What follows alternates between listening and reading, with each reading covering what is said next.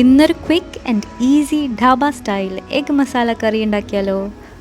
നല്ല ചൂടുള്ള ചപ്പാത്തിനായിട്ട് കൂട്ടി കഴിക്കാൻ നല്ലൊരു ഈസി ക്വിക്ക് റെസിപ്പിയാണ്. എപ്പോഴും മുട്ടക്കറിയൊക്കെ ഉണ്ടാക്കണേന്ന് ഒരു ചേഞ്ചാണ് ഒരു ഢാബ സ്റ്റൈൽ. വേഗം നോക്കിയാലോ.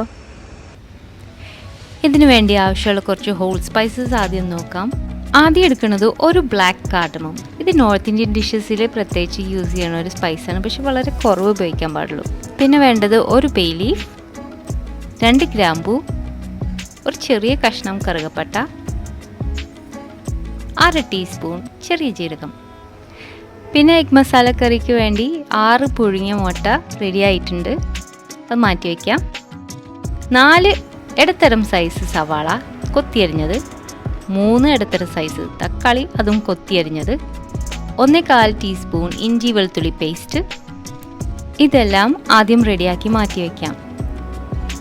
ഇനി നമ്മുടെ എഗ്സ് എടുത്തിട്ട് പതുക്കനെ ഒരു ഫോർക്ക് വെച്ചിട്ട് ഒന്ന് കുത്തി കൊടുക്കാം. കുക്ക് ചെയ്യുമ്പോൾ ഫ്ലേവേഴ്സൊക്കെ നന്നായിട്ട് അതിൻ്റെ ഉള്ളിലേക്ക് പിടിക്കാൻ വേണ്ടിയിട്ടാണ്. പിന്നെ ഒരു മുട്ടയുടെ ഉണ്ണി മാത്രം മാറ്റി വെക്കണം. ഇത് നമ്മൾ നന്നായിട്ടൊന്ന് മാഷ് ചെയ്ത് കൊടുക്കാൻ പോകണം. ഒട്ടും തന്നെ കട്ടകൾ ബാക്കിയില്ലാണ്ട് വേണം മാഷ് ചെയ്ത് കൊടുക്കാൻ. ഇത് നന്നായിട്ട് അലിഞ്ഞ് ചേരാൻ വേണ്ടിയിട്ടാണ് മസാലയിൽ.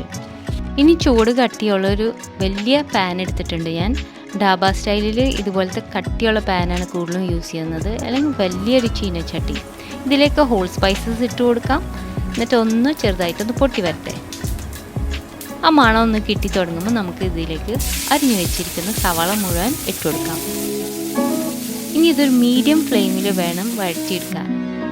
പതുക്കനെ ഇളക്കി ഇത് നന്നായിട്ട് വഴറ്റിയെടുക്കണം. ഒരു 3 മിനിറ്റോളം കൊടുക്കും. അപ്പോൾ അതിൻ്റെ കളറൊക്കെ ഒന്ന് മാറി സോഫ്റ്റായി ചുരുങ്ങി വരും. ഈ സമയത്ത് ഇഞ്ചി വെളുത്തുള്ളി പേസ്റ്റും കൂടി ചേർത്ത് കൊടുക്കാം. ഒന്നും കൂടി 1 മിനിറ്റോളം ഇത് ഇളക്കി ആ പച്ചമണം മാറുന്ന വരെ ഒന്ന് വഴറ്റി കൊടുക്കാം. ഇപ്പോൾ ആ പച്ചമണമൊക്കെ മാറി നല്ലൊരു മണമായി തുടങ്ങി. ഈ സമയത്ത് നമുക്ക് കുറച്ച് സ്പൈസസ് ഇട്ട് കൊടുക്കാം. 1/2 ടീസ്പൂൺ കാശ്മീരി മുളക് പൊടി, 1 ടീസ്പൂൺ മല്ലിപ്പൊടി, 1/2 ടീസ്പൂൺ മഞ്ഞൾപ്പൊടി. ഇതെല്ലാം കൂടി ചേർത്തിട്ട് ഒന്നും കൂടി നന്നായിട്ട് വഴറ്റി കൊടുക്കാം.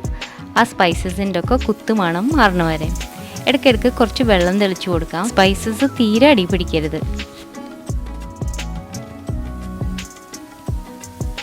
എല്ലാം കൂടി ഈ ഒരു പരിവായതിന് ശേഷം നമുക്ക് അരിഞ്ഞു വെച്ചിരിക്കുന്ന തക്കാളിയും കൂടി ആഡ് ചെയ്ത് കൊടുക്കാം. തക്കാളിയും കൂടി ആഡ് ചെയ്ത് ഒരു 4-5 മിനിറ്റോളം ഇതുപോലെ കുക്ക് ചെയ്ത് തക്കാളി നന്നായിട്ട് ഉടഞ്ഞ് ചേരണം. ഒരു ടൊമാറ്റോ ജാമിൻ്റെ പരിവാവണം.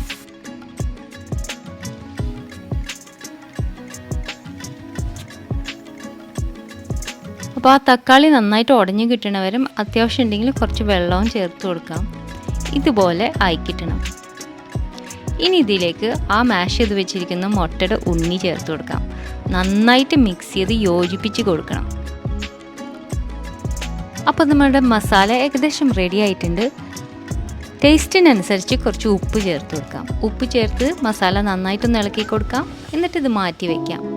വേറൊരു പാനിൽ 2 ടേബിൾ സ്പൂൺ എണ്ണ ഒഴിച്ച് ചൂടായതിന് ശേഷം ഇതിലേക്ക് നമ്മൾ മാറ്റി വെച്ചിരിക്കുന്ന പുഴുങ്ങിയ മുട്ട ഇട്ട് കൊടുക്കാം. അതിൻ്റെ കൂടെ 1/2 ടീസ്പൂൺ കാശ്മീരി മുളക് പൊടിയും 1/4 ടീസ്പൂൺ മഞ്ഞൾപ്പൊടിയും കൂടി ഇട്ട് കൊടുക്കാം. പിന്നെ കുറച്ച് ഉപ്പ്.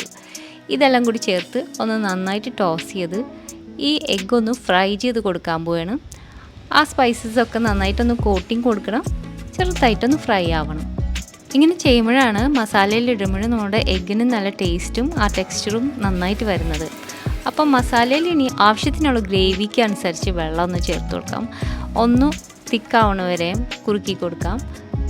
വേണമെങ്കിൽ കുറച്ച് മുളക് പൊടിയൊക്കെ പിന്നെയും ആഡ് ചെയ്ത് കൊടുക്കാം ടേസ്റ്റ് നോക്കിയിട്ട്. അപ്പോൾ ആവശ്യത്തിന് നമ്മുടെ പാകത്തിന് ഗ്രേവി റെഡിയാക്കിയാണ് ഇവിടെ. ഒരുപാട് വെള്ളം ഇട്ട് ലൂസാവാനും പാടില്ല. എന്നിട്ട് ഈ ഫ്രൈ ചെയ്ത എഗ്സും കൂടി ചേർക്കാം. എന്നിട്ട് മുട്ട മസാലയിലേക്ക് ഇട്ട് കൊടുക്കാം. നന്നായിട്ടൊന്ന് ഇളക്കി കൊടുക്കാം. മസാല ഈ മുട്ടയിൽ നന്നായിട്ട് പിടിക്കാൻ വേണ്ടി കുറച്ച് നേരം കൂടി ഒന്ന് കുക്ക് ചെയ്ത് കൊടുക്കാം. ഗ്രേവി ഒന്ന് നന്നായിട്ട് തിക്കായി വരും. മുട്ട നന്നായിട്ട് കോട്ട് ചെയ്തിരിക്കും. ഏറ്റവും അവസാനം കുറച്ച് കൊത്തിയരിഞ്ഞ മല്ലിയില ചേർത്ത് കൊടുക്കാം. അപ്പോൾ നമ്മുടെ ധാബ സ്റ്റൈൽ എഗ് മസാല കറി റെഡി ആയിട്ടുണ്ട്. നല്ല ചൂടുള്ള ചപ്പാത്തി ചുട്ടാൽ ഇത് കൂട്ടി കഴിക്കാം. എപ്പോഴെപ്പോഴും നമ്മൾ ഒരേപോലെയാണ് മുട്ടക്കറി ഉണ്ടാക്കുന്നത്. ഇടയ്ക്കിടയ്ക്ക് ഒരു ചേഞ്ചിന് നല്ലതാണ്. രാത്രി ഡിന്നറിനൊക്കെ പറ്റിയൊരു ഈസി സിമ്പിൾ റെസിപ്പി. അടുത്ത പ്രാവശ്യം ചപ്പാത്തിക്കൊക്കെ പറ്റിയൊരു എഗ് കറി ഉണ്ടാക്കുമ്പോൾ ഇതൊന്ന് ട്രൈ ചെയ്ത് നോക്ക്.